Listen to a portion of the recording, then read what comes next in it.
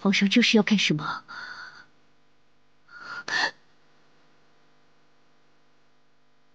你不是喜欢打人耳光吗？今日你还打了小婉一个耳光，朕不想干什么，朕就是想替小婉还你一个耳光。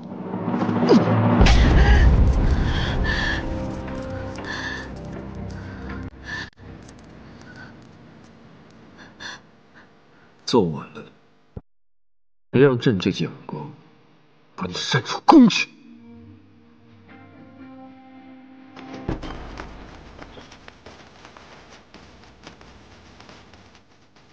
仔细搜查，不要放过任何一个角落。知道。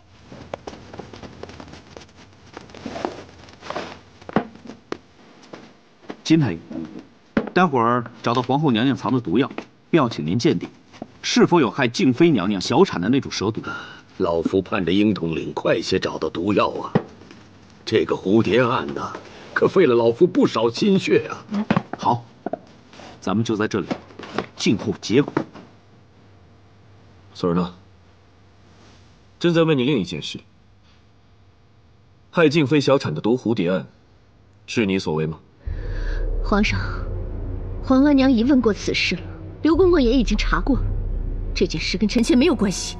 朕说过，你的认罪态度关系到你的命运。实话告诉你们，朕已经派英格尔去搜查你的坤宁宫了，每一个角落，每一件可以放东西的柜格容器，朕都让他们仔仔细细的查。好啊，那就让他们去找好了。如果真能找到，有根有据，臣妾便认罪。哼，认罪？你太天真了。等他们验明了，那就晚了。就算皇额娘想保住你的妃位，朕也不会同意了。哼。所以说呀，如果你现在主动交代，朕还可以对你网开一面。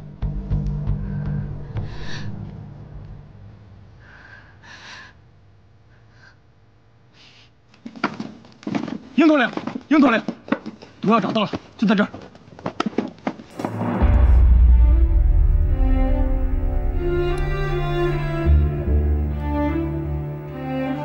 马上去检验。好，走。走。怎么，还不想承认？你是不是还抱着英格尔他们找不到毒药的幻想？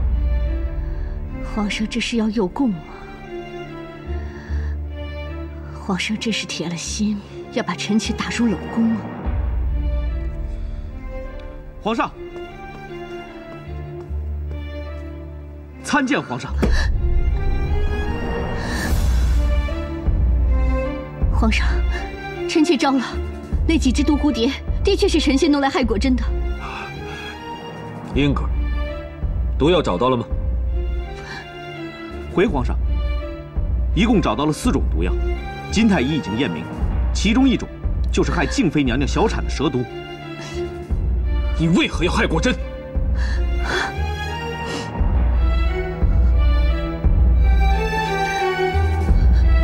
皇上，臣妾做这些坏事，都是因为臣妾一直未能给皇上生下一儿半女。臣妾知道皇上不喜欢臣妾。皇上随时会废掉臣妾的后位，因此臣妾才对皇上宠爱的女人，甚至怀上皇上龙种的女人，都有着怨恨和嫉妒。那这些毒药，你又是从哪儿弄来的？那都是平儿从前从宫外弄来的。臣妾有特权，所以平儿出宫很容易。其实不仅是臣妾，其他的妃嫔都可以弄到这些东西。万岁爷，皇后娘娘说的是实情，后宫妃娘们可以在宫外找到这些东西，也可以从给他们瞧病的太医那里得到这些东西，所以防不胜防，奴才也是头疼啊。英格尔，奴才在。索尔纳，现在就交给你了。记住，这些日子不可以让他有任何的意外。这个皇上大可不用担心，臣妾绝不会自尽的。臣妾若是自尽了，便是对不起臣妾自己，也对不起皇上，也对不起臣妾的父母，更对不起让臣妾进宫的皇额娘。臣妾这么说，不会让皇上失望吧？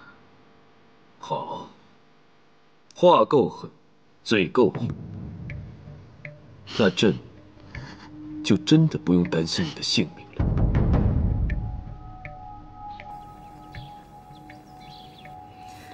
这个蠢货，果然是他。皇娘，索尔纳其实并不蠢，他是非常有心机的。他真正的毛病，就是骄横跋扈、目中无人、自以为是、恶毒刻薄。不错，索尔纳有心机。他能做出这起精巧的蝴蝶案，说明他并不笨。他蠢在，就是不能正确领会哀家的旨意，还有皇帝所说的自以为是。皇娘，让您和儿子费尽心思的蝴蝶案，终于搞破了，值得欣慰啊。如今皇帝打算处置索尔纳，额娘先说一句，绝不能打入冷宫。冷宫生不如死，她是额娘的亲侄女，是你的亲表妹，她绝对不能进冷宫。朕不会把索尔纳打进冷宫的。不过索尔纳的种种劣行，如果还待在正妃位上，也不合适。不能给她妃位，只能是嫔了。可由后降为嫔，差别太大了。加上害果真之罪，皇额娘还要保住索尔纳的妃位吗？皇帝不是说，果真的事，索尔纳也算是主动认罪了。如果索尔纳死不认罪，让人头疼的蝴蝶案就会永远解不开。考虑到这一点，皇帝不应该从宽处置吗？他认不认罪，都是罪证确凿，难以狡辩了。皇娘，如果让儿子从宽处理，那儿子只能是出于对皇娘的孝顺，儿子不想让皇娘为此事太过难受。那额娘就多谢皇帝的孝心了。这是儿子应该孝顺皇额娘的。不过儿子也有一事想恳求皇额娘。索尔纳害董小宛之事，让儿子突然警醒到，他住在宫外很不安全，所以儿子想把他接回来。好，反正那块铁牌都已经移走了，就让他回南院住吧。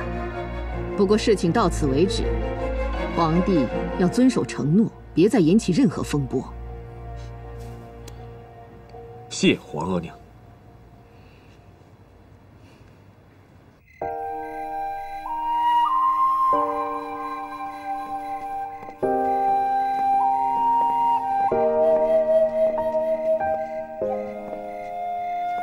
今天多谢你陪我回来，这时辰不早了，赶快回去歇着吧。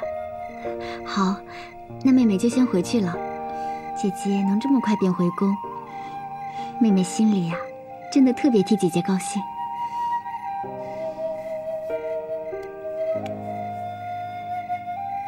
姐姐上次救妹妹之情，妹妹永世都不会忘记的。这事情都过去了，就忘了吧。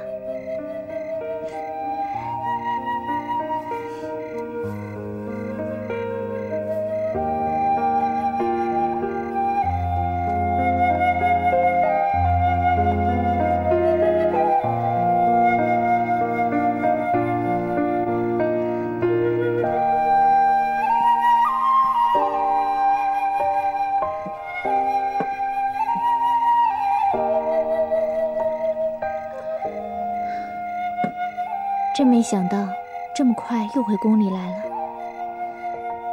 本来还以为会在宫外多待几个月，能等到皇上收回两魂旗旗印才回来。姐姐，皇上可真厉害，这么快就把太后娘娘给打败了。扣扣，瞎说什么呢？皇上是尊重太后娘娘的，可别乱说话。主子，奴婢不会将这些话禀报上去的。奴婢真心为主子回到宫里高兴。那日要不是奴婢随柳公公回宫，奴婢定会拼死拦住皇后娘娘。哼，反正当时你又不在场，随便你怎么说大话。知道得罪那个皇后有什么后果吗？是挨打问罪，还会变成鬼脸。扣扣，我说的是真心话。太后娘娘也绝不会让皇后这样害主子的，因此婉儿敢拼命保护主子。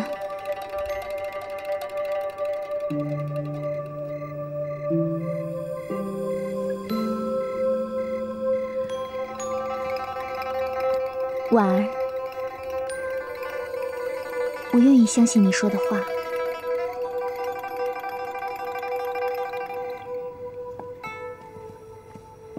妹妹坐，谢姐姐。你们下去吧。是。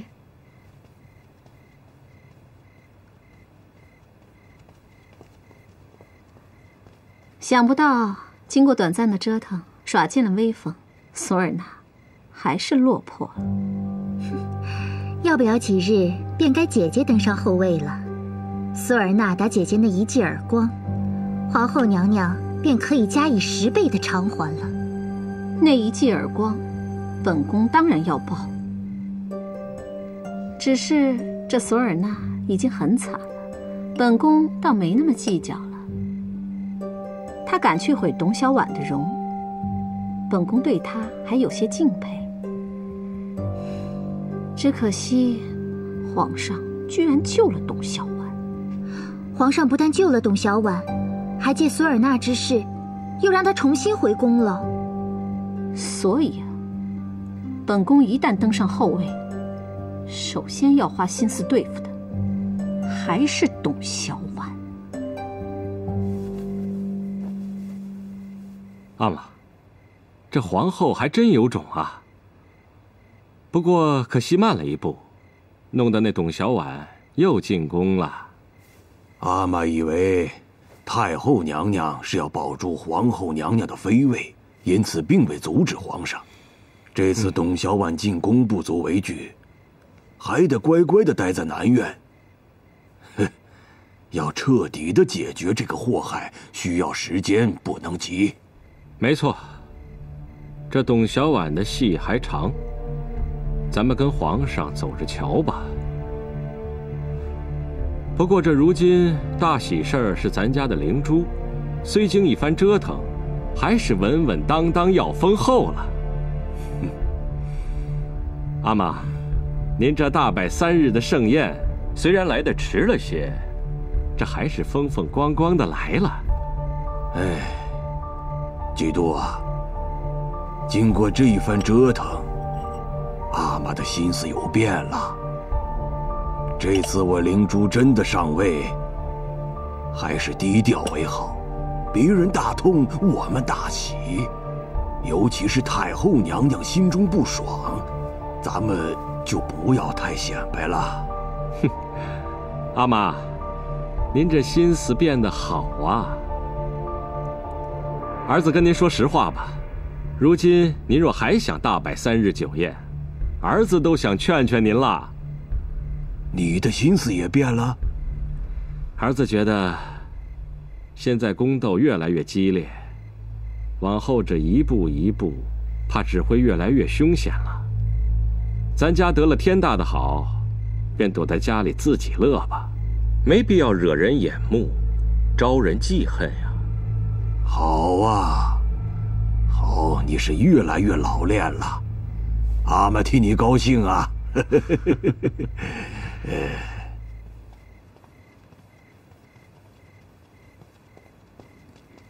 姐姐，妹妹刚从南院送完董小宛，就赶紧过来看姐姐了。这皇后落魄了，董小宛却回宫了，真有意思。不过妹妹，你在这后宫之中可是越来越如鱼得水了，在咱们皇上心中的位置，那也是越来越重了。姐姐，妹妹就是再如鱼得水，也不过是排在末位的小妃子而已。没准啊，过几天妹妹就要恭贺姐姐大喜了呢。妹妹啊，你说姐姐真的能封后吗？姐姐总觉得这兰贵妃的希望似乎比姐姐要大呀。况且我看皇额娘对兰贵妃比对姐姐要看重的多。姐姐，这个你也不要多想，这该来的呢，自然会来。再说，若是姐姐没有封上皇后之位，也没有什么损失啊，对不对？啊，那倒也是。姐姐，妹妹要告诉姐姐一件事。上一次加害妹妹的那个蝴蝶之案，是皇后娘娘干的。什么？是皇后？妹妹啊，这事儿你可确定是皇后做的吗？当然了，这可是皇上亲口告诉妹妹的，说是在皇后娘娘的宫房搜出那种加害妹妹的蛇毒，皇后娘娘没有办法，就只好招认了。哎呦，这个皇后实在是太狠毒了，该废。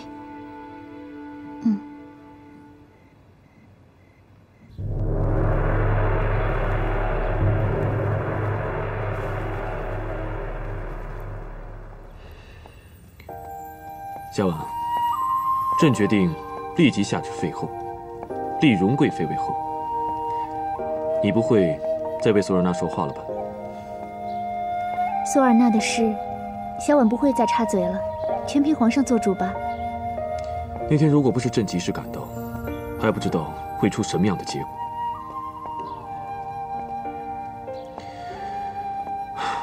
一开始索尔纳害你的时候，朕就应该废了他，也不至于让索尔纳嚣张到今天。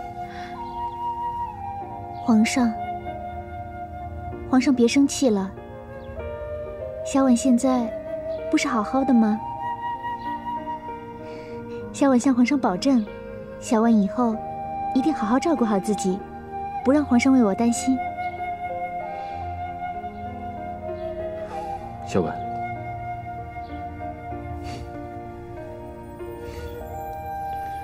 朕不在你身边的时候，一定要保护好自己，要不然朕上朝都会担心你的。小婉明白。走吧。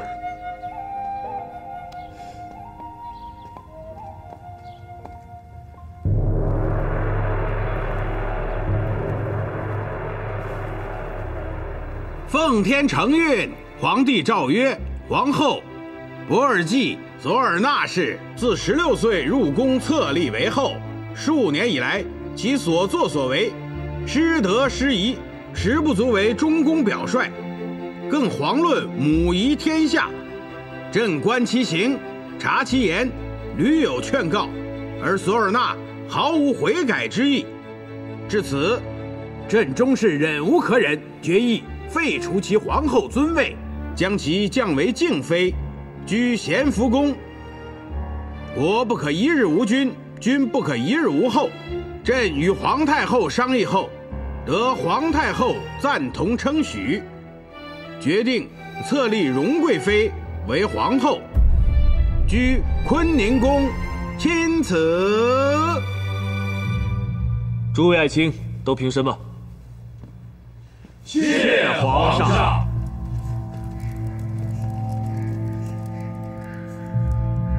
诸位爱卿，由于后宫皇后及各级妃位有变动，因此朕决定晋升德妃佟佳氏为荣贵妃，原来的静妃果真迁为德妃。这个灵珠，他也没有得逞了。这会儿的灵珠，也不知道会是什么样的心情。哼，活该，活该！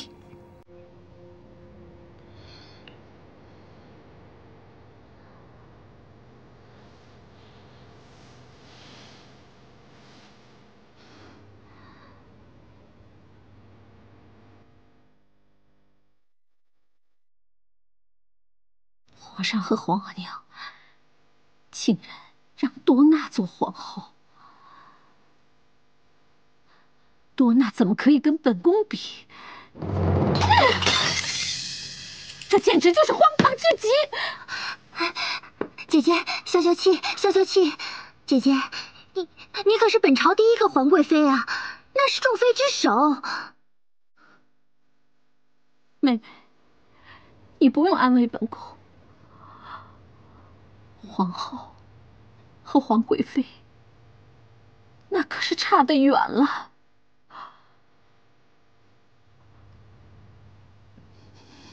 龙凤在天，凤只有一只，那就是皇后。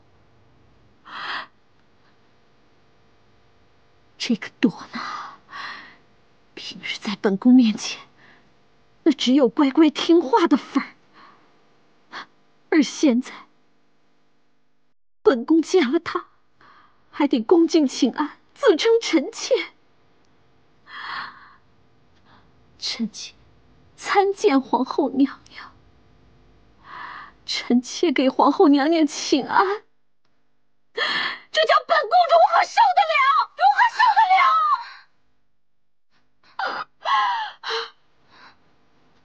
了？姐姐，这说来也怪了。姐姐登上后位，本是毫无悬念的，这当中一定是出了什么变故。这变故，在皇上上次想要废后之时，就已经发生了。这变故的根源，定是那董小宛向皇上进了谗言。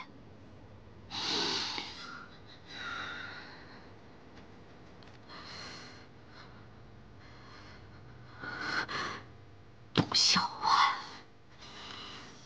本宫要你死！姐姐，姐姐今天是不是高兴坏了呀？妹妹呀，还真是让你给说中了。姐姐居然被封为皇后了，我多娜会被封为皇后，明天就要住进坤宁宫了。旁的人都以为是灵珠封为皇后，住进坤宁宫。姐姐现在呀，还跟做梦一样。姐姐能封后，妹妹真是为姐姐感到高兴，真是太好了。这往后啊，妹妹就应该称姐姐为皇后娘娘了。哎呀，臣妾给皇后娘娘请安。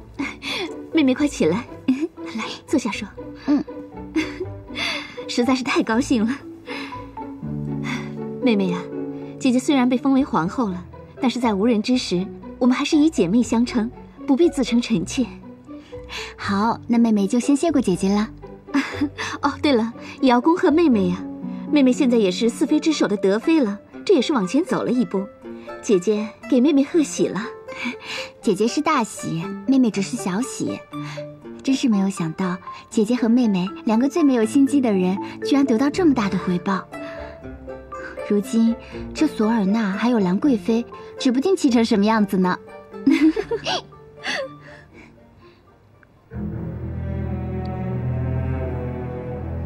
姐姐，你始终有皇额娘护着家。姐姐出了这么大的事，换做后宫的任何人，那都是要打入冷宫，生不如死。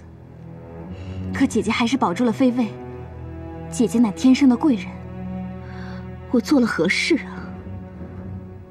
我不过是想替后宫除害，替朝廷除害吗？姐姐只后悔与那贱人多说了2句话，皇上就赶到了。否则啊，今天的董小宛便会是一张鬼脸。她若自己照照镜子，那张鬼脸定会让她生不如死。除了董小宛的事儿，姐姐的那宗蝴蝶案，想必皇上和皇额娘也是不会轻易善罢甘休的。淑妃妹妹，姐姐想要告诉你一个重要的秘密，但你要发誓，绝不可以告诉任何人。姐姐有何重要的秘密？你若不发誓，我是不会跟你说的。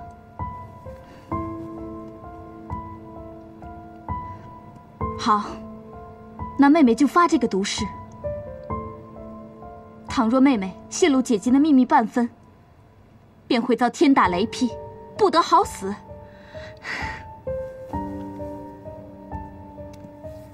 淑妃妹妹，姐姐告诉你，那件蝴蝶案不是我做的。不是姐姐做的，那姐姐为何要认下这个罪呢？因为我也藏了毒害果真小产的那种蛇毒。他们在我的宫里搜出了我藏的毒药，经太医一验，便会验出那种蛇毒。有如今毁董小宛之事，皇上便认定那果真是我害的。如此确凿的证据之下，我又如何辩解得了？可我若硬要抗辩，恐怕如今连这妃位都保不住了。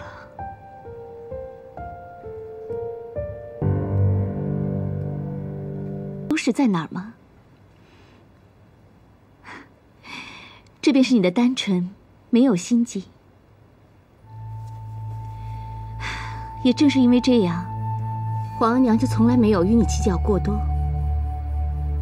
姐姐跟你说，若是换了任何一位妃子，胆敢和董小宛交往，还互称姐妹，姐姐敢保证，她的妃位是一定保不住的。可你呢，虽然已受了痛责，但还是升为了德妃。你想想，若皇额娘不同意，你怎么可能会被升为德妃呢？这一层你大概从来没有想到过吧？姐姐，妹妹还真是没有想到这层关系。妹妹还以为只是皇上一句话便定了，妹妹也没有晋升啊。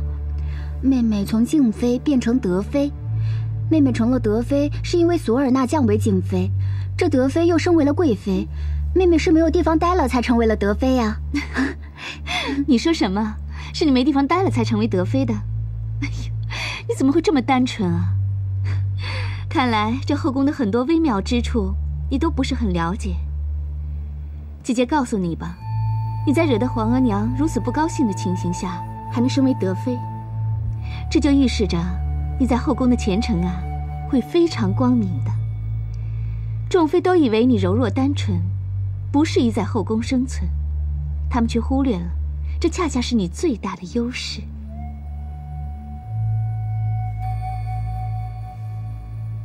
这个人不显山不漏水，不逞能不善言，他便悄无声息的成了我们大清王朝的皇后。多纳皇后，好一个多纳！之前我们还认定是灵珠所为。我曾经也怀疑过灵珠，可我更怀疑多纳。这多纳多聪明啊，他就这样瞒过了皇上和皇额娘。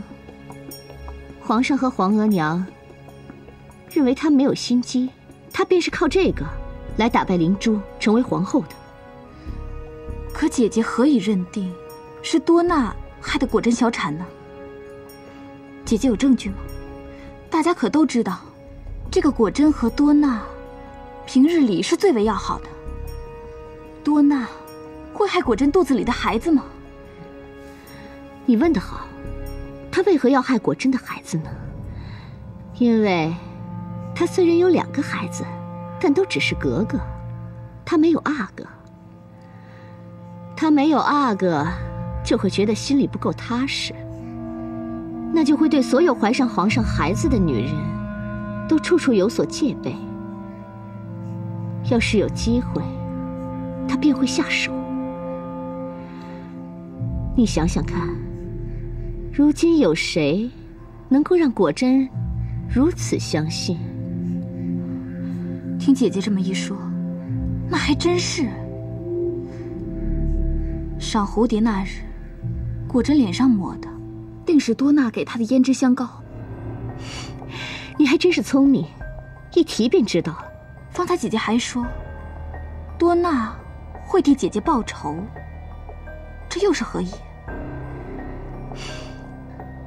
多纳已经成功的成为皇后，如今他便会极力的想要除掉对他后位有威胁的人，而这个人，便是离后位最近的皇贵妃灵珠。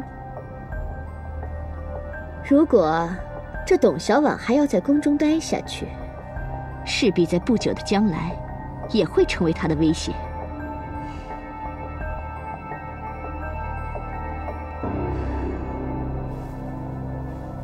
姐姐之所以之前没同你谈过这些，那是因为姐姐确实没多大的野心，也怕说起这些会惊着吓着你，说多娜姐姐怎么会对这后宫的水出得如此之透。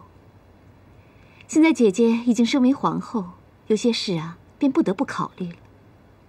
不过呢，妹妹是姐姐唯一信任的人，姐姐希望妹妹能帮姐姐。当然，姐姐同样也会尽力帮妹妹的。那姐姐要让妹妹继续和董小宛保持姐妹之情，这意义何在呢？果真啊，这意义可太重大了。你想，姐姐身为皇后，最应该防范的就是那些对姐姐的后位有威胁的人，而这个人首当其冲是灵珠皇贵妃，再接下来就是董小宛。要说对姐姐的威胁，这首当其冲的必然是皇贵妃，接下来呢就是索尔娜还有其他几位妃子。可是这董小宛什么都不是，她怎么会对姐姐构成威胁呢？妹妹，你想啊，这董小宛可是皇上最宠爱的女人，总有一日，皇上定会封她为妃的。皇上会封她为妃？这不可能。再说，皇后娘也是坚决不会同意的。妹妹觉得吧，皇后娘迟早会赶董小宛出宫。妹妹还觉得她怪可怜的。果真啊，你就听姐姐的安排吧。你要同那董小宛保持情谊，要随时随地的把她宫里的情况报告给我。你要知道，她宫里的情形，对我们来说，那是太重要了，明白吗？妹妹明白了，妹妹一定会定时的向姐姐报告董小宛的情况。只要本宫能在这皇后的凤位上稳坐着，不出3年，本宫一定会让灵珠从皇贵妃的位置上滚下来。到时候，这皇贵妃的宝座，姐姐给你留着。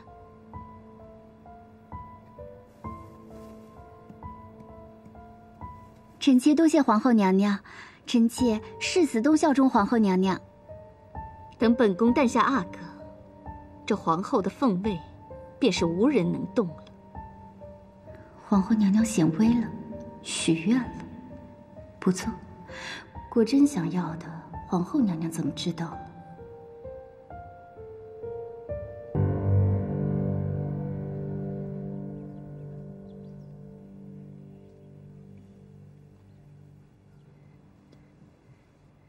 皇上，这下兰贵妃恐怕要恨死小婉了。不，老实说，小婉觉得皇上晋封兰贵妃这步棋走得妙极了，小婉深为钦佩。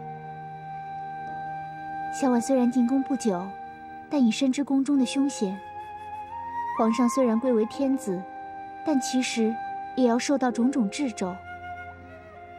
洪师傅跟小婉说过皇上的宏伟抱负。洪师傅说，朝廷局势复杂，新政推行也步履维艰。可是今天小婉看到皇上今日处事进退有度，举重若轻，小婉倒觉得皇上实现宏伟抱负指日可待。小婉，朕真是越来越喜欢你了，知道吗？有你与朕同行，朕不仅格外轻松，而且浑身充满了力量。你看，就立后这件事情而言，你帮朕多大的忙，让朕避免了多大的一个陷阱。你知道吗？朕觉得以后啊，你还会帮朕更多。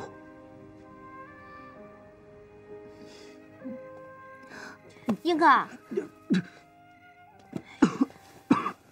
英哥，你说皇上他怎么会？扣扣，你应该叫英统领或者英大人。我怎么叫他，关你什么事儿啊？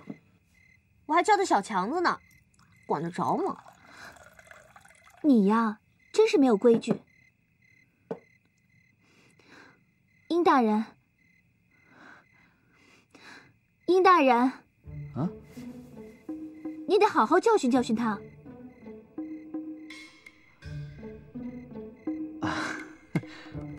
婉儿，每次扣扣叫我名字，我非但不生气，反而很高兴。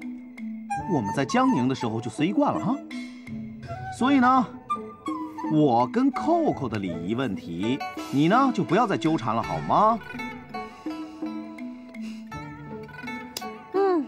殷大人平时成语说的不好，他还挺会说话的，说的婉儿姐姐都不知道该说什么好了，是吧，婉儿姐姐？是，奴婢明白了。扣扣呢，不仅有董主子护着，还有殷大人护着，所以呢，奴婢以后再也不敢指点扣扣了。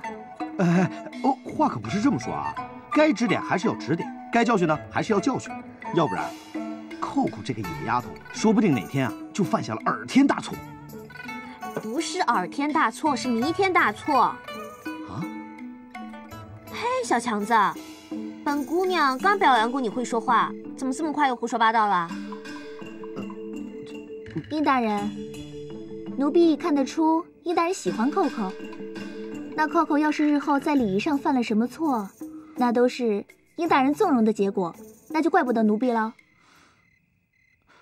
好啊，以后扣扣要是犯了什么错误呢，就算到我的头上。